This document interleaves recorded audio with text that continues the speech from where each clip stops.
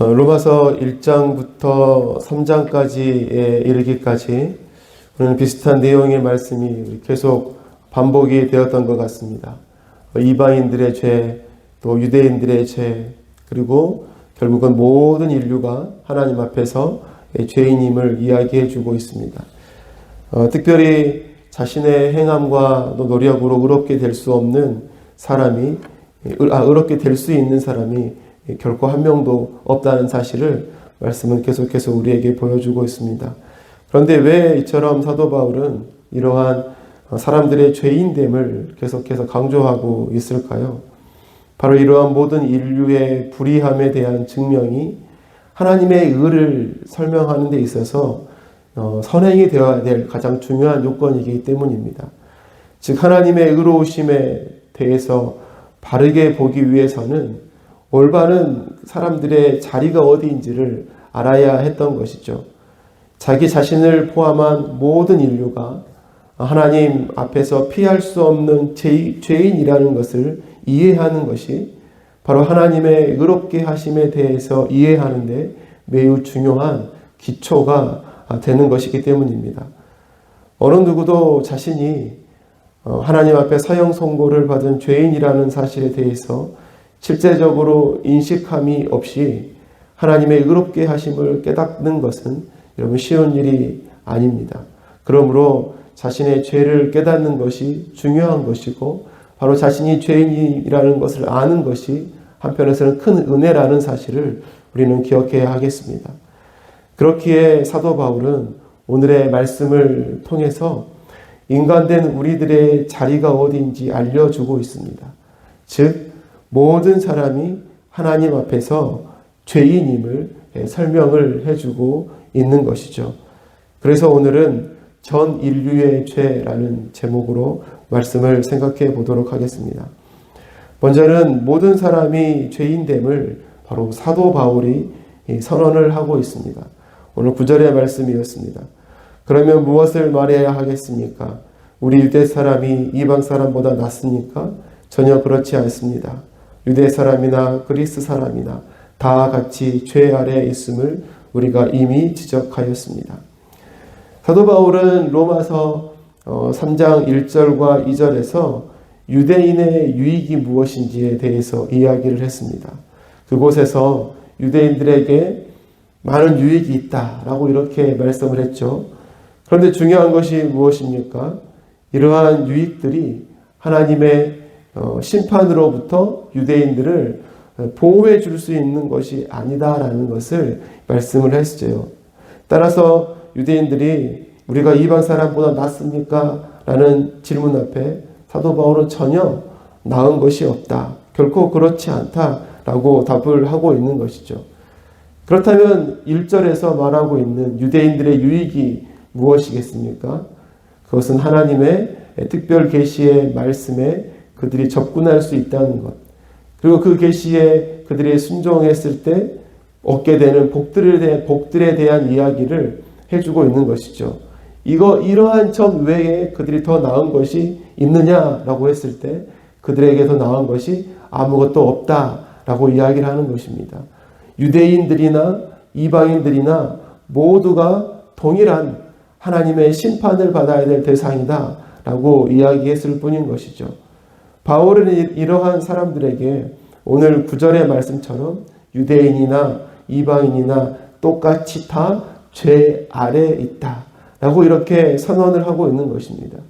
이 세상의 모든 사람들은 죄를 지었고 그에 따라 하나님의 심판을 받게 되는 것이다 라는 것을 분명하게 사도 바울은 자신의 입술로 선언을 하고 있는 것이죠. 여러분 이러한 죄의 문제와 이런 하나님의 이 심판의 문제 앞에서 여러분 저와 여러분들이 예외가 되겠습니까? 전혀 아니라는 것이죠. 이것이 바로 저와 여러분의 문제라는 것입니다. 하나님 앞에서 죄의 자리에 있는 사람, 하나님의 심판을 받아야 하는 사람, 바로 그 사람이 바로 저와 여러분이었음을 우리는 늘 기억해야 하는 것이죠. 전 인류가 모든 사람이 하나님 앞에서 철저히 죄인이라는 사실을 우리는 늘 기억해야 하겠습니다. 둘째로 모든 사람의 이 죄인됨을 구약의 말씀이 선언을 해주고 있습니다. 10절과 12절 말씀이었죠. 성경에 이렇게 기록되어 있습니다. 의인은 없다. 한 사람도 없다. 깨닫는 사람도 없고 하나님을 찾는 사람도 없다. 모두가 곁길로 빠져서 쓸모가 없게 되었다. 선한 일을 하는 사람은 없다. 한 사람도 없다. 여러분, 의인은 없나니 한 사람도 없습니다. 바로 이 말씀이 온 인류가 죄인임을 선언해 주고 있는 말씀이죠. 온 세상의 수많은 사람들 가운데 의인이 한 사람도 없다라는 것이죠. 구약의 바로 이 시편 14편의 말씀을 인용한 말씀을 통해서도 바로 이 전 인류가 죄인됨을 분명하게 보여주고 있습니다. 깨닫는 사람이 없다라고 했죠. 이것이 무슨 말씀인가요? 인간의 바로 이 지적인 타락, 바로 인간의 무지함에 대해서 이야기를 해주고 있습니다. 뿐만 아니라 하나님을 찾는 사람이 없다라고 말씀하고 있잖아요. 즉 하나님에 대해서 이 반감을 드러내고 있다는 것입니다. 하나님을 싫어하고 하나님을 배척하고 하나님을 거부하고 그런 의지를 표현하고 있는 표현인 것이죠. 또한 모두가 곁길로 빠져서 쓸모가 없게 되었다라는 것은 하나님으로부터의 여러분 돌아섬을 의미하는 것입니다. 하나님을 배척하는 의미를 좀 더 두드러지게 표현을 한 것이죠. 결국 이 모두가 하나님 앞에서 철저히 부패한 사람들의 모습을 보여주고 있는 것입니다. 이러한 내용을 정리하면 이렇게 말씀할 수 있겠죠. 의인은 없나니 하나도 없습니다. 여러분, 이 말씀이 저와 여러분에게도 동일하게 적용이 되어지는 말씀입니다. 지금도 우리의 삶에 의인이 존재하지 않기 때문이죠. 자신의 노력으로 스스로 의롭게 된 사람이 한 사람도 없다는 사실을 우리는 늘 인정해야 하겠습니다. 결국 저와 여러분의 자리 또한 하나님의 심판을 받아야 하는 죄인의 자리에 서 있었던 사람임을 우리는 늘 기억해야 하는 것이죠. 전 인류가 죄인이다 말씀하시는 그 말씀 속에 저와 여러분의 삶도 포함이 되어 있다는 사실을 우리가 분명히 기억해야 하겠습니다. 셋째로 바로 모든 사람의 이 죄인임을 율법이 스스로 선언해 주고 있습니다. 20절 말씀이었습니다. 그러므로 율법의 행위로는 하나님 앞에서 의롭다고 인정받을 사람이 아무도 없습니다. 율법으로는 죄를 인식할 뿐입니다. 여러분, 우리 모두가 죄인이라는 사실을 율법이 스스로 증명하고 선언해 주고 있는 것이죠. 20절의 말씀을 통해서 알 수 있듯이 율법을 지켜서 하나님 앞에서 의롭다 인정을 받을 수 있는 사람은 아무도 없습니다. 오직 율법으로 우리가 깨닫게 되는 것이 무엇입니까? 우리의 죄를 인식하는 것임을 분명하게 보여주고 있는 것이죠. 율법의 실제적인 기능이 바로 이것입니다. 이것이 우리의 구원의 유일한 길이다 라고 주신 것이 아니에요. 율법의 실제적인 기능은 우리가 죄인이라는 것을 드러내는 역할을 하는 것입니다.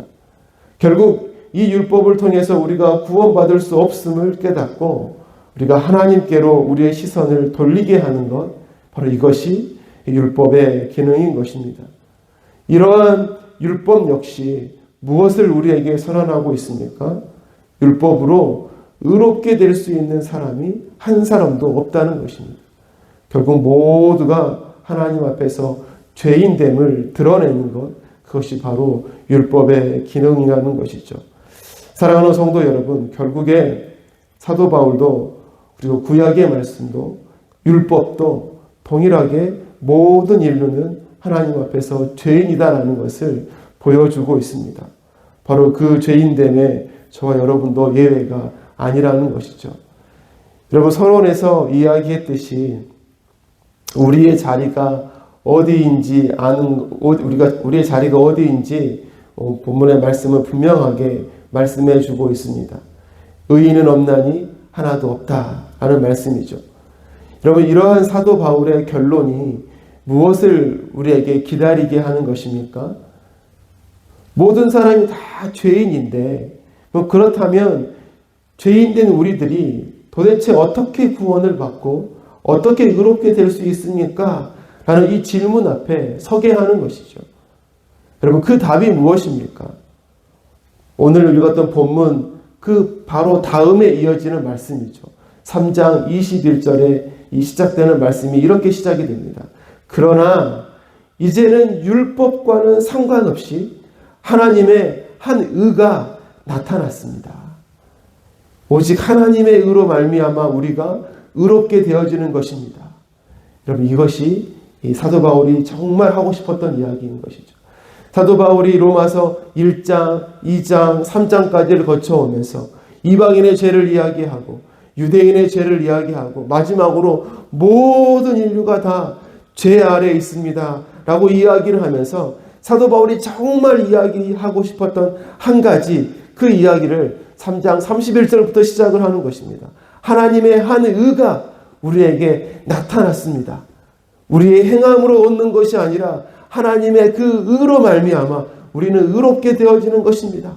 이것이 우리의 유일한 방법입니다. 이것을 사도 바울은 말씀하고 싶었던 것입니다. 하나님의 한 의를 이야기하고 싶었던 것이죠. 사랑하는 성도 여러분, 죄인된 우리들의 삶을 바로 의롭다 여겨주신 그 하나님의 한 의로 말미암아, 우리의 행함이 아닌 하나님의 한 의로 말미암아 우리 모두가 구원받고 의롭다 여김받았다는 사실을 우리는 분명히 기억해야 하겠습니다. 오늘도 그 은혜로 우리가 살아가는 것임을 기억하시고, 오늘도 우리에게 베풀어 주시는 그 은혜에 우리가 감사하며 살아가시는 오늘 하루의 삶이 되시기를 간절히 소망합니다.